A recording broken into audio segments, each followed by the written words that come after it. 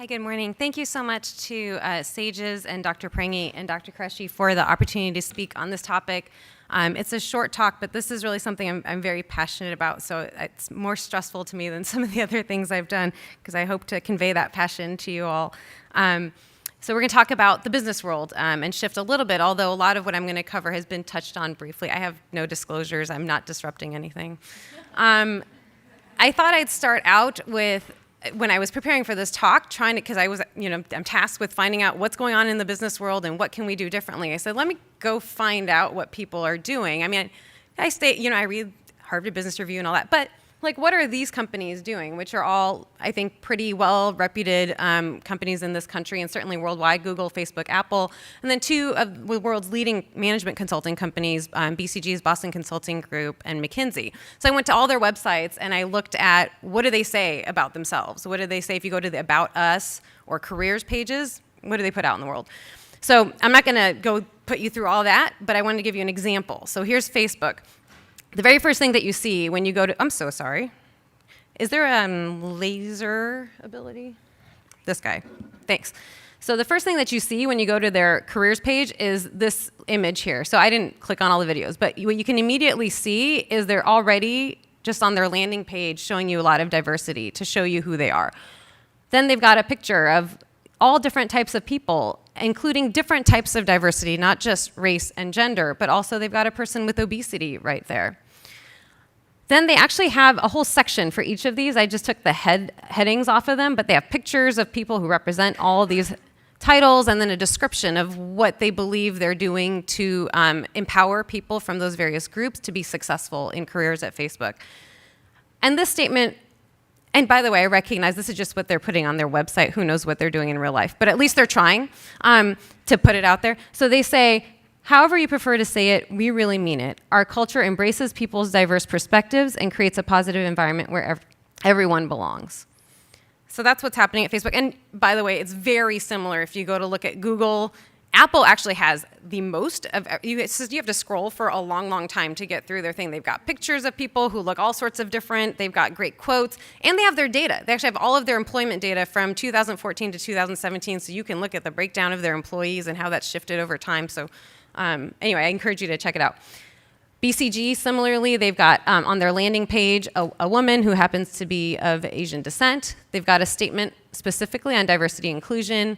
Who are their people? These are the pictures they've chosen, right? They're very intentionally diverse.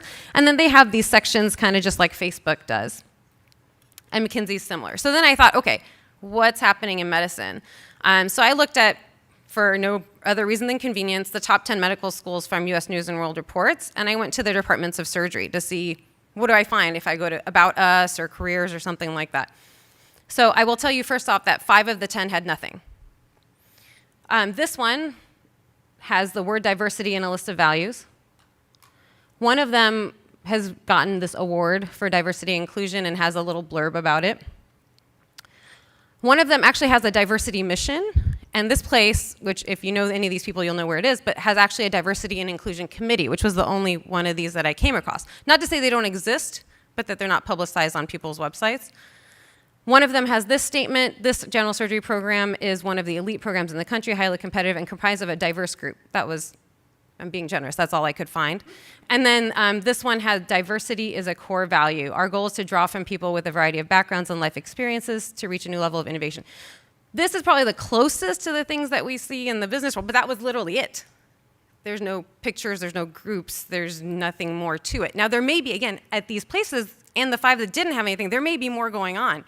I have no idea, but this is what they're representing to the world. So when residents are looking at these programs or students are looking at these institutions, this is what they're seeing. And again, for half of them, there was nothing at all. Okay, so why does it matter? We heard a little bit about this earlier on, so I won't spend too long on it. But there's a lot of data, and I'm only talking about 2 things here. But obviously, like we talked about and other speakers have said, there are many ways to be diverse, and diversity of thought is probably the most important thing, but hard to represent that. And there's a lot of data here, so we can get the idea of what it might mean if we were able to take into account every category. But so for women, when companies look at or increase the representation of women on their boards, there are very real outcomes that are measurable and positive. So when they look at venture capital, the more women that they had, the higher the success rate was for making deals. And then you get, it's about 10% higher if you have 10% more women, which is interesting that it worked out that way. But this is looking at the actual money that's coming into corporations, and basically you have actually 84% increase of return to shareholders if you go from 0 women to 3 to 4 women on the board, and then 35% increase in sales and equity. So those are very real numbers that matter in the business world, and that's why they're putting all that stuff out there on their websites. For racial diversity, the data is very similar. There's increased information sharing, which is interesting. So they've done studies looking at juries and what the content of jury discussions is based on the composition of the juries. And when there is racial diversity on the jury, they actually talk about more information. They take into account more of the facts that were presented in the case than when they're not diverse. Similarly, academic articles that are published by authors of diverse backgrounds have higher impact, or are published in higher impact factor journals and have more citations. And of course, the bottom line, companies that are made up of more diverse employees have higher revenue, profits, market share.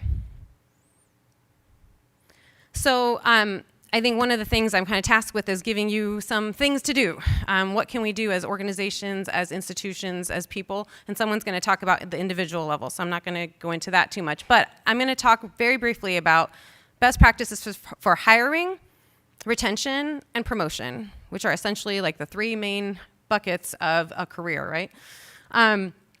So first of all, what people have talked about so far is institutions and employers, leaders, those who are in the position to hire, we need to all know our own biases. And that can be from introspection, that can be by taking the IAT, any number of things. But the first step is to acknowledge that we all have them. It is not the fault of an individual, but we all have them. As everyone said, these are learning strategies as we go on. To try to understand diverse and complex data, we have to have strategies, and this is just a thing that happens. Job descriptions. So we put out job descriptions for everything. And it is important to be mindful of what are the words in there. So words like competitive, for example, signal in subtle ways that maybe it's not friendly to women. I'm not saying anybody thinks that when they're writing that, but there are words like that in job descriptions that can be subtle signals. Blinded review, right? I think probably most people know about the orchestra studies. When you blind the people who are listening to orchestra auditions, if people are behind a curtain, more women are selected for the orchestra. There's a lot of data to suggest that we ought to be moving toward blinded reviews, generally for when we're hiring anybody. Standardizing interviews, so there's a ton of data to support the idea that the interviews that most of us do for residency, for faculty, for fellowships, where it's just free form, like how are you, what do you like to do, are not at all predictive of people's performance, and they also let in a lot of room for bias. So we ought to be thinking about standardizing our interview questions. Work sample tests. So this came up a lot, and it's actually something that Google does specifically as well. So rather than having this conversation about how much I like you and how much you might like me and how much we might have things in common, we could actually assess people on a task that's relevant to what they're being hired to do. And that ought to be theoretically more objective. And this, I'm so sorry, that cut off funny. This is also an important, actually really important thing to think about. Because I think this is what a lot of us do when we're interviewing people, is we're like, oh, I could see working with this person would fit in, right? People talk about that a lot.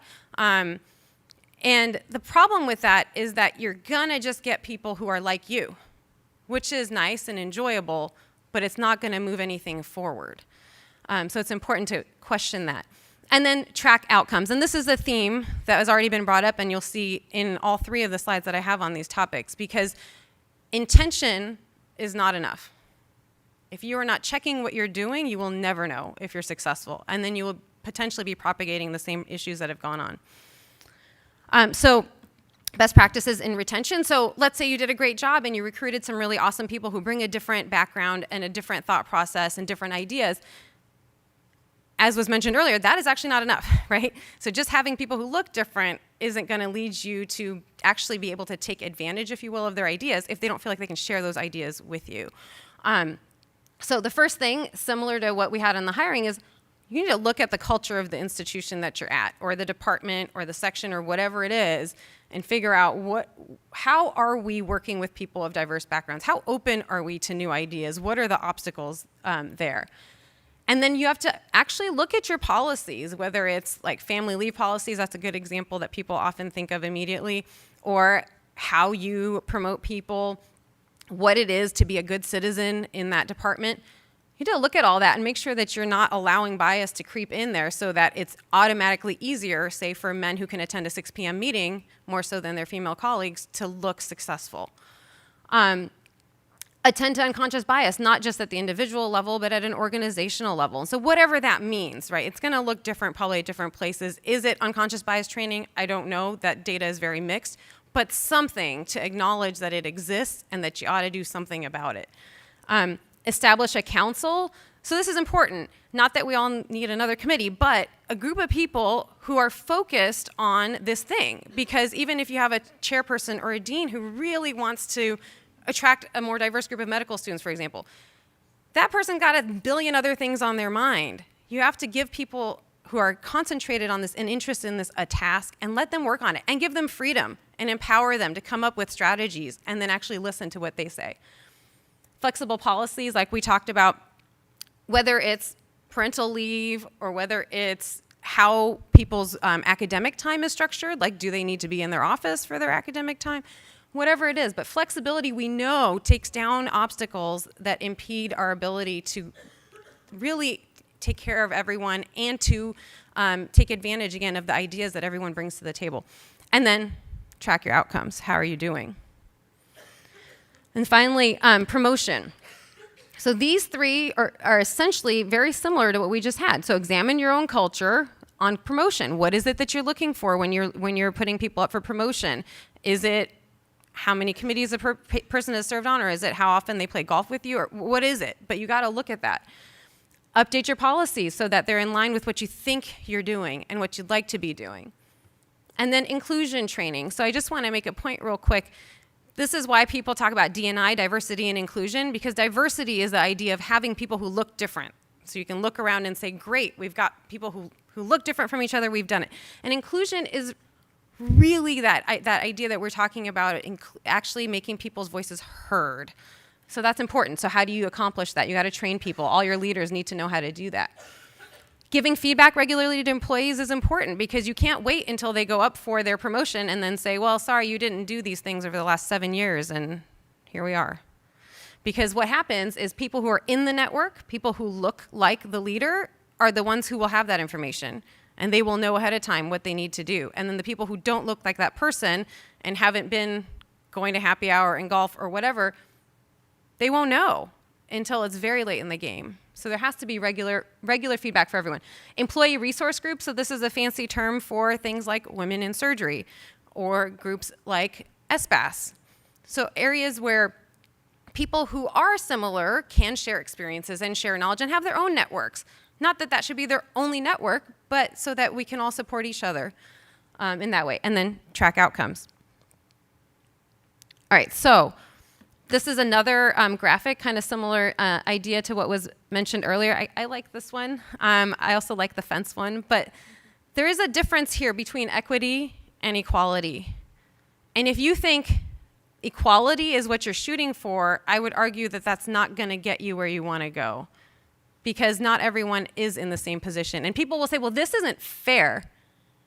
Why should I provide different resources to different people? Well, because life isn't fair, and we don't all come in with the same background, same experiences, and the same skills. So if we really want to see everyone succeed, and I think that we do, I think the leaders really do want that, then we have to figure out where people are and give them what they need, a smaller bike or a reclining bike, whatever it is, a taller bike. We got to do that. I think the main thing about this slide is you have to recognize people are individuals and they're all going to bring something different, and they can't be their best unless you see that they're different and empower them. Okay, last thing. If you take away nothing else, I think there are two main principles here. One is transparency, and the other is accountability. So you want all of your policies, and we've talked about this in our We Are Sages task force as well. You want all your policies to be transparent. How does one get on a committee? How does one become a chair of a committee? How does one become president? How does one get to be a section chief at your institution? How does one become a chair? I mean, I don't know where I am. I have no idea. That's super important. And this comes in with pay equity too, which is not the topic for today, but transparency is super important. And then, like I said, accountability. Every single thing you're trying to do, you have got to track it. If you're not tracking it, it's like it did not happen. That's all I got.